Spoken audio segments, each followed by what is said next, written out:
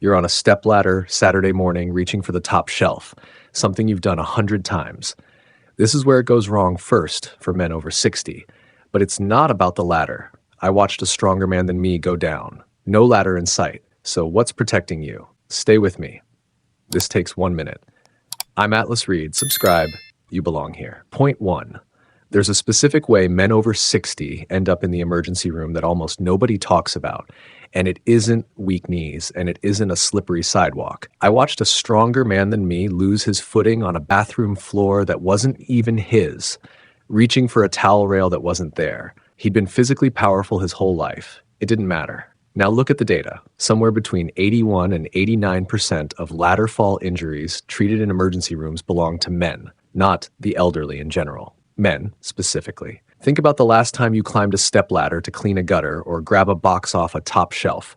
30 seconds, no big deal, done it 100 times. That's exactly the moment this shows up. At 61, I thought I understood decline. Then I watched my father, stronger than most men his whole life, go down, reaching for a towel rail that wasn't there. The research on it says strength and balance are separate systems entirely, and one never protected the other. So if strength alone couldn't stop a powerful man from going down, what's actually supposed to catch this before it happens? Point 2. Here's where it gets frustrating. There's a place built specifically to catch problems like this before they become injuries. It's called your annual physical, and it rarely catches this one. This is what doesn't get checked at a normal physical, not because it doesn't matter, but because nobody asks. Your doctor checks blood pressure, cholesterol, maybe a prostate screen. Nobody's timing how long you can stand on one leg. Nobody's counting how many times you can get out of a chair in 30 seconds.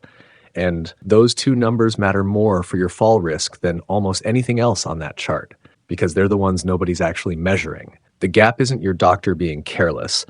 Balance testing was simply never built into the 15-minute visit. So, here's what a physical therapist would check instead. Single leg stance time and a 30-second chair stand count. 2 tests done in your kitchen that tell you something a full physical never does. Knowing the number is one thing. What you do with it, especially if you don't love the answer, is where most men make their next mistake. Point 3. There's a reason so many men wait until they need a cane instead of training for one they'll never need. It's not only vanity, though that's part of it. Even when men clearly need mobility support, the data shows a 19 to 29 point gap between how often men actually use it compared to women in the same situation. Not because men need it less, because reaching for it feels like admitting something they're not ready to admit. So they skip the cane, skip the walker, skip the referral, and just walk a little more carefully, hoping nobody notices they're compensating. The fix isn't willpower. It's catching the decline early enough that you never have that conversation with yourself, which is exactly the day-by-day self-screening system that's still standing after 60. The complete independence system walks through. It's linked in the description. If you're watching this on your TV, grab your phone and scan the QR code on screen right now, because that 19 to 29 point gap isn't really measuring a mobility problem. It's measuring how long men wait. Point 4. Here's the risk factor that worries me most, because it's the one with no warning sign at all.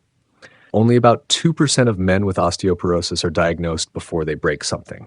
2%. Everyone else finds out the way you'd never want to find out. A fall that should have been minor turns into a fracture, and the fracture is the first time anyone even looked at the bone underneath. Osteoporosis doesn't ache first. It waits for exactly the wrong afternoon. Before I tell you what actually catches this early, do something right now, wherever you're sitting. Stand up, lift 1 foot off the ground, start counting. If you're under 10 seconds before you touch down, wobble or grab something without a failure. That's not a failure. That's AIM information. The same information a physical therapist would write down. Remember your number. We're coming back to it. Point 5. Here's what ties all 4 of these together. The ladder falls, the screening gap, the mobility pride, the silent bone loss. None of them show up because a man got weak. They show up because nobody ever built the habit of checking on a schedule before the floor forces the question. That number from a second ago, anything under 10 seconds means your balance system is already asking for attention, quietly, the way it always does. Balance doesn't fail all at once. It fails one system at a time, quietly. Vision, the inner ear, the muscles, until one ordinary afternoon asks for more than what's left. The osteoporosis you can't feel. the cane you're avoiding, the physical that never checked. None of that is a verdict on the man you are. It's a list of blind spots, and every one of them has a test. You're not a man managing decline. You're a man who just found out where to look before it finds you first. That bathroom floor didn't care how strong my father was. None of these 4 risk factors care how strong you are either. They only care whether anyone ever checked. Every test I mentioned today, the one-leg stance, the chair stand, the screening your doctor skips, isn't a scattered idea. It's organized in order in one place. Still standing after 60, the complete independence system walks you through every one of these blind spots, volume by volume, so you're never guessing which test matters this month. It's linked in the description below, or scan the QR code on screen right now. The cost of waiting isn't dramatic. It's just that every month you don't know your numbers is a month the decision gets made for you instead of by you. If this is the kind of training intelligence you want every week, subscribe. We put out videos weekly, and everyone is built for men serious about staying independent. I'm Atlas Reed. Keep doing the work.